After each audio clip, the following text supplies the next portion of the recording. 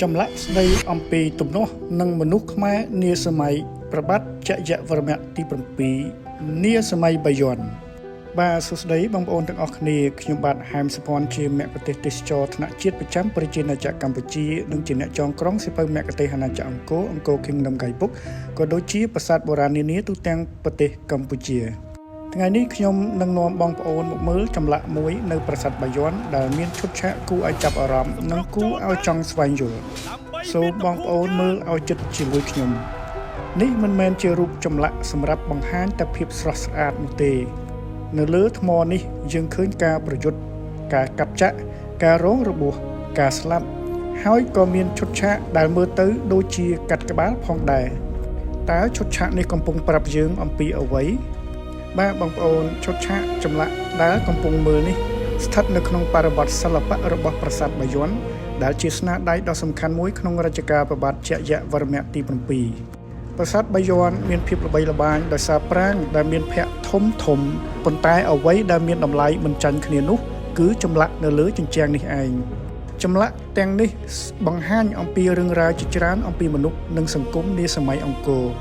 ហើយនៅក្នុងចំណោមនោះក៏មានឈុតឆាកនៃការប្រយុទ្ធគ្នានឹងអំពើហិង្សាដែលធ្វើឲ្យយើងអាចស្រមៃឃើញពីភាពតានតឹងនិងទំនាស់នៅក្នុងពិភពលោកនាសម័យនោះឥឡូវនេះសូមបងប្អូនមើលតួអង្គនៅលើចម្លាក់នេះឲ្យបានច្បាស់ជាមួយខ្ញុំហែមសុភ័ណ្ឌ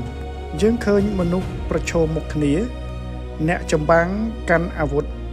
មានអ្នកខ្លះកំពុងប្រយុទ្ធអ្នកខ្លះកំពុងរងរបួសហើយមានតួអង្គដែលដួលនៅលើដីអ្នកឆ្លាក់សម័យបុរាណនេះបានបង្ហាញសកម្មភាពទាំងនេះដោយប្រើចលនារបស់រាងកាយដៃជើងនិងអាវុធដើម្បីធ្វើឲ្យយើងអាចស្រមៃឃើញថាការប្រយុទ្ធនោះមានភាពសាហាវប៉ុណ្ណាហើយនៅក្នុងឈុតឆាកខ្លះនេះយើងអាចឃើញការដាច់ក្បាលជារូបភាពដ៏ធ្ងន់ធ្ងរនិងធ្វើឲ្យយើងចាប់អារម្មណ៍យ៉ាងខ្លាំងតាមការបកស្រាយដែលយើងកំពុងពិចារណាឈុតឆាកបែបនេះអាចពាក់ព័ន្ធនឹងការផ្ដន់ទោសអ្នកដែលត្រូវបានចាត់ទុកថាជាអ្នកប្រឆាំងឬអ្នកក្បត់អំណាចប៉ុន្តែចំពោះការកំណត់ថាតួអង្គណាមួយជាជនក្បត់ជាតិជាក់លាក់ឬហេតុការណ៍នេះជាព្រឹត្តិការណ៍ណាមួយជាក់លាក់យើងគួរទុកជាការបកស្រាយដែលត្រូវការផ្ោះតាំងបន្ថែមទៀតមែនទេបងប្អូនតោះយើងមកមើលការអង្កេតអំពីរូបសម្បត្តិរបស់អ្នកចម្បាំងយើងនាសម័យបាយ័ននោះវិញមានរឿងមួយដែលខ្ញុំចង់បង្ហាញបងប្អូនអង្កេតកុំមើលតែការប្រយុទ្ធសូមបងប្អូនមើលនៅក្នុងចម្លាក់នេះទាំងអស់គ្នាតាមការសង្កេតពីចម្លាក់បាយ័នយើងអាចឃើញតួអង្គដែលមានមាឌរឹងមាំនិងសាច់ដុំធំជាពិសេសតួអង្គដែលត្រូវបង្ហាញជាអ្នកប្រយុទ្ធសក់របស់បុរសមួយចំនួនត្រូវបានឆ្លាក់ឲ្យមើលទៅឃើញខ្លីនិងរៀបចំជាភ្លីយ៉ាងមានរបៀបរៀបរយ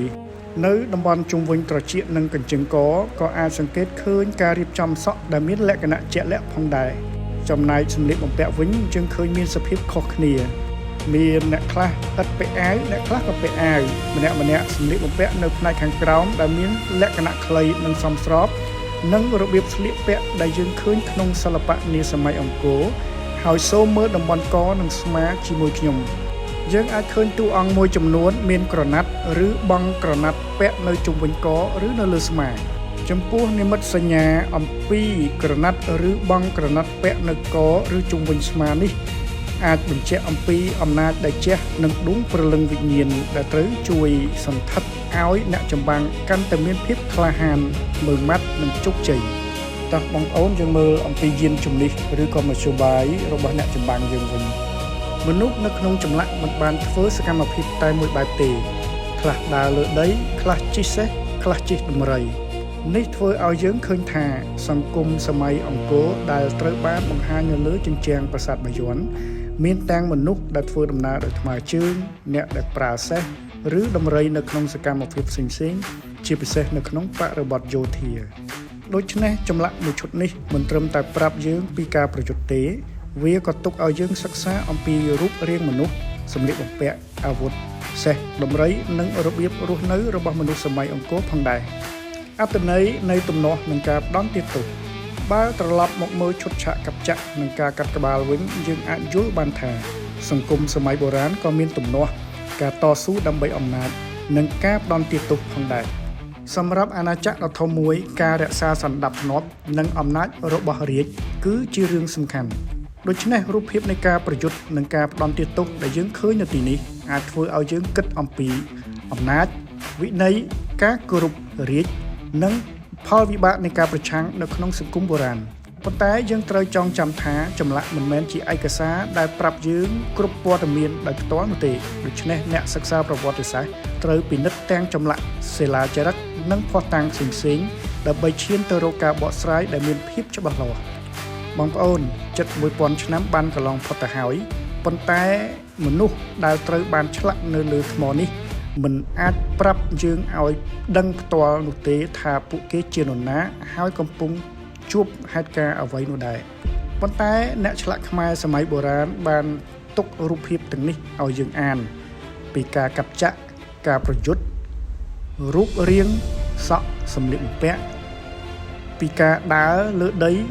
អ្នកខ្លះជិះសេះនិងជិះដំរីទាំងអស់នេះជាបំណែកតូចៗដែលជួយឲ្យយើងស្វែងយល់ពីពិភពខ្មែរនាសម័យអង្គរខ្ញុំបាទហែមសុភ័ណ្ឌសូមអរគុណបងប្អូនដែលបានទស្សនាវីដេអូនេះបើបងប្អូនចូលចិត្តស្វែងយល់អំពីចម្លាក់ប្រវត្តិសាស្ត្រនិងរឿងរ៉ាវពីក្រោយប្រាសាទខ្មែរសូមជួយ follow like comment និង share page ប្រាសាទនេះ page របស់ខ្ញុំហែមសុភ័ណ្ឌហើយសូមចងចាំថាប្រាសាទមិនមែនមានតែថ្មទេរាល់ចម្លាក់គឺជារឿងរ៉ាវដែលបុព្វបុរសបានទុកឲ្យយើងសិក្សាជួបគ្នានៅវីដេអូបន្ទាប់ពីខ្ញុំហែមសុភ័ណ្ឌជាអ្នកចងក្រងសៀវភៅមគ្គុទ្ទេសក៍អាណាចក្រអង្គរ Kingdom Guidebook និងជាអ្នកចងក្រងសៀវភៅប្រាសាទបុរាណខ្មែរផ្សេងៗនៅទូទាំងប្រទេស